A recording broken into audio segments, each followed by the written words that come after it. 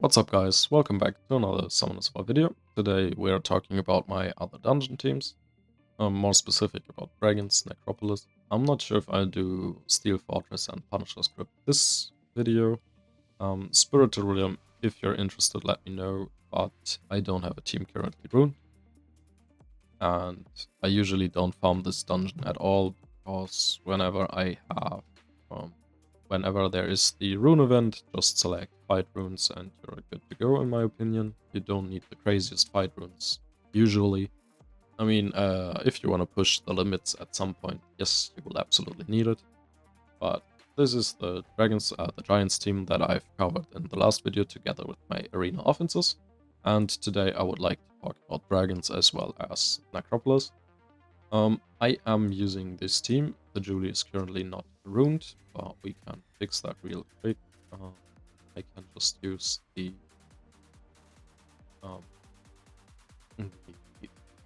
Leo set that I showcased yesterday because it is sufficient enough to clear off waves and the artifacts which it should do. And yeah, basically the team is based on the Agris Julie combination together with a non-max skilled Tion. More on that later. I will run a manual run after this one to showcase you how the team works, but you want the Agris, at least plus 160 speed, 70 crit rate and full damage. If you can give him more accuracy for the skill 2 branding, that is perfectly fine. There are some occasions where he has skill 2 up in the final stage at turn 1. If he lands the branding, he just needs 2 boosts and the boss is done. Next unit is going to be the Tion. You don't need fight runes, but you need plus 190 speed, and the stats don't matter. For the Konamiya, we are running triple fight, because you only have to run plus 100 speed. I think that is pretty easy doable with the slot 2 speed rune. And there's not much stats needed at all. And last but not least, the Hark. Once again, triple fight, you need plus 70 speed. If you don't have Dover, you can also fall to the Wind Nezuko. That just works as fine. Plus 70 speed once again, and the stats don't matter. And for the Julie, you want her to be slow as hell. The total speed of plus 23, that would be the total maximum. If she's any faster, there is no more perfect AI. And what's currently wrong with this team is that the Julie is too squishy, so we're even going to run HP artifacts.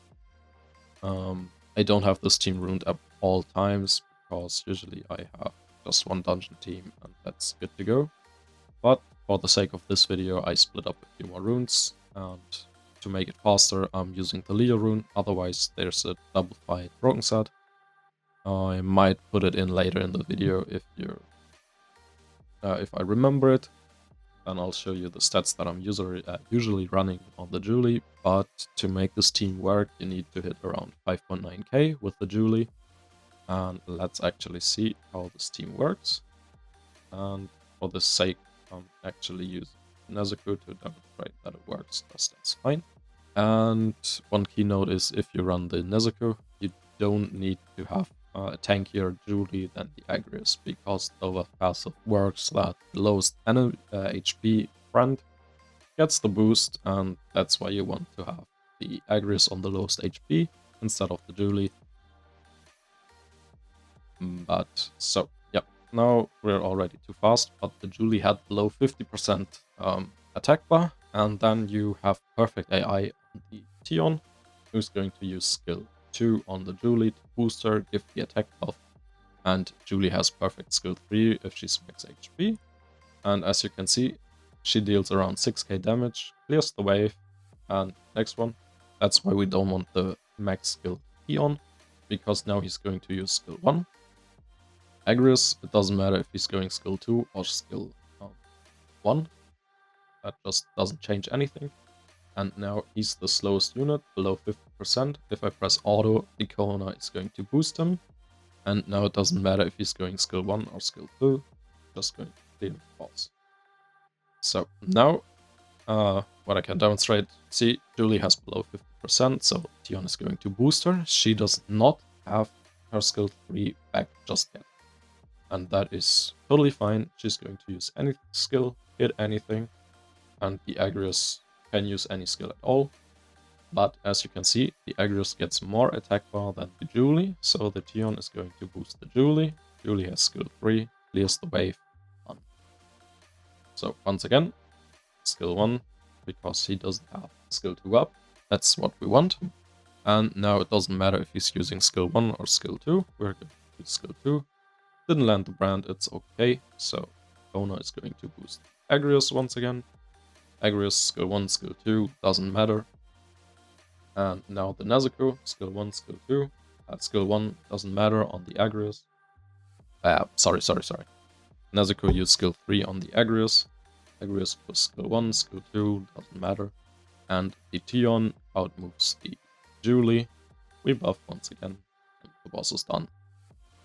Now I'll show you that this team runs perfectly fine on auto as well. Just give me a second. Yeah. The team runs around 26 seconds on average. That's, in my opinion, really good. Especially since there's no RNG involved. And that's also the main reason why I do not run the Lucifer team anymore. But the Lucifer team would be consistent of the Shiner Lucifer, Hikaru, Rauk, and Astar. And here we have actually a perfect run. We just need one boost, or two boosts actually, get the brand, and we finish off the boss. And then you have even a 24-second run possible. That's perfectly great. So make sure, if you can, just give him some accuracy, but it is not needed. Yeah, I've mentioned it. This used to be my go-to team for this dungeon, because it runs like 19 to 21 seconds on average. But it is RNG relied, it is not 100% safe. And sometimes you can get wonky runs where you have to wait 40 seconds or longer.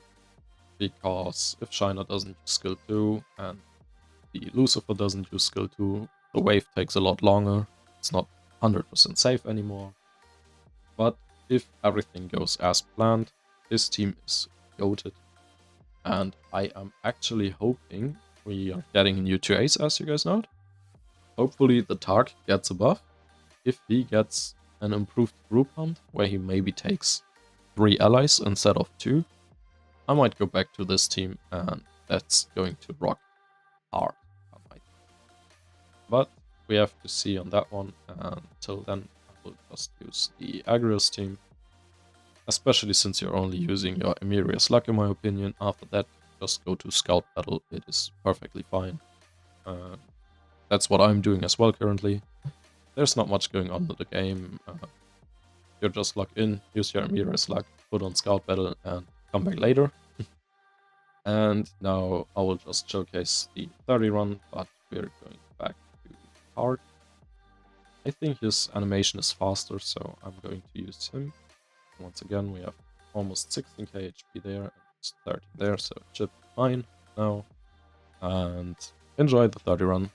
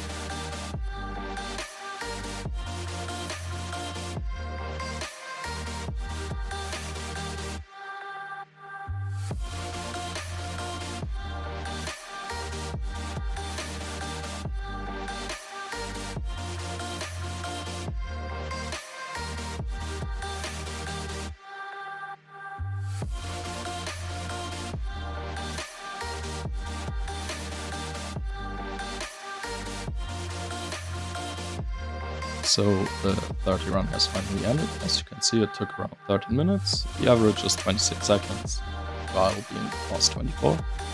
That's in my book a pretty consistent team, doesn't fail. There's no RNG involved, except in the runtime. If you land the brand first turn, for example, the run is a lot faster.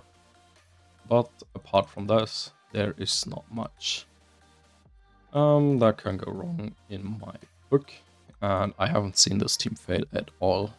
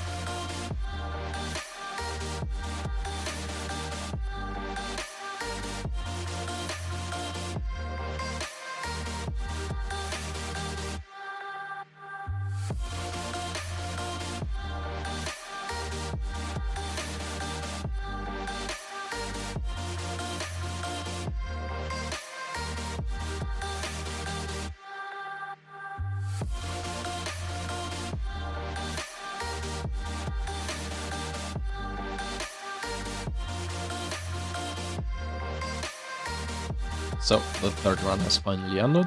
We averaged around 35 seconds. That's pretty decent in my opinion for Necropolis, because it is just the worst dungeon to farm.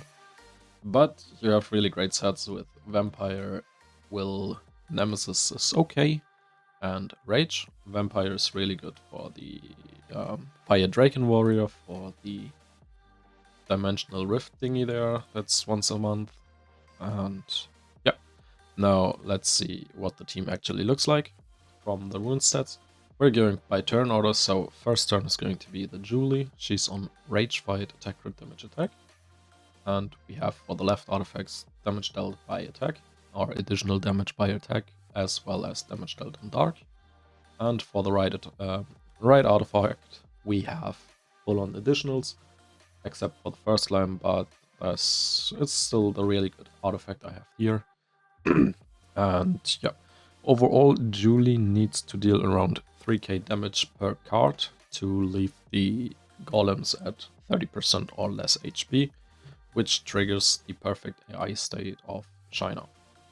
Shiner is on triple fight, attack, crit damage, attack. Close to 30 accuracy, that's totally sufficient because you get another 25 here. And for the artifacts, we're looking at damage. Actually, it would be a lot better if we had damage dealt on dark instead of crit damage as less enemy HP. But we're mostly looking for co-op damage and some combination lines. Here we have a little bit of additional by defense. That's not the greatest either, because she has barely any defense. If you have attack here or damage dealt on dark, this would be a lot better. And for the right side, we are once again looking at additional co-op damage, together with some combination lines. Skill 2 would be great. Skill 1 is also good. Crit damage as less and more is decent in my opinion, could be better. And additional by attack is also really good here. I could gem out the skill 1 accuracy actually, but I don't know. I think this one will be long-term sold artifact anyways. But for farming it's sufficient. Next up is the Sabrina. Once again, triple fight, attack, crit damage, attack. Some HP if some runs go bad, same for the Shiner. But I haven't seen this team fail yet, but I do think it's only 99% safe. Depends on the rune quality. The more damage you have on the twins, as well as the lunar, the safer the team gets. But let's continue. For the left artifact, we have once again additional damage.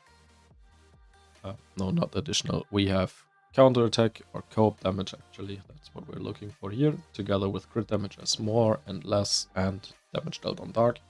This one is pretty much perfect. The only improvement would be higher damage dealt on dark because we got 2 low rolls. Same for the counter attack. If it be higher, that's also great. And right artifact, once again, co-op damage together with some combination lines. Crit damage as less enemy HP is perfect. Additional by speed is not that great because in the boss stage the speed gets capped. And on turn 1 target crit damage is also decent. Next up is the Karu. We definitely need a shield set, otherwise the Julie does not have full HP in the third wave. And without max HP, we're not going to clear the wave with Julie Shiner. Apart from that, you just need the defense, which is at least 2381 if you have max towers and the max level guild. And apart from that, just make her speed tuned after the Sabrina. And last but not least, we're looking at the Luna. Rage Blade, attack, crit damage, attack, once again, max skilled. For the left artifact, we have damage dealt on dark together with crit damage as more and less enemy HP. In all honesty, I think on turn crit damage would be great together with damage dealt on dark, and crit damage as less is probably better as well. And for the right artifact, we just have skill 3 crit damage together with some combination like on turn target 1 target crit damage and skill 1 crit damage. Sometimes good, but could be better for like, I don't know, crit damage, more HP, I don't know. So that's about it for the main dungeons, Giant Strengths, Necropolis. I don't farm the Spiritual Realm at all currently. If you're still interested in the team, let me know down in the comments and I'll make sure to cover it. And for the next week, I'm actually planning to showcase the Steel Fortress team as well as the Punisher Crypt. I don't have them fully runed up currently, as you can see, and Punisher Crypt requires a lot of stats as well. I do not have those runed up currently, and once I've done that, I will make sure to drop a video about it. But I'm also pretty high on the artifact count. I have to get rid of a lot of them. I'm just too lazy. That's why I don't farm it at all currently. But I'll try my best to cover it up, and next week we're also going back to Siege videos, so stay tuned, leave a like, comment down below, and see you in the next one. Bye bye.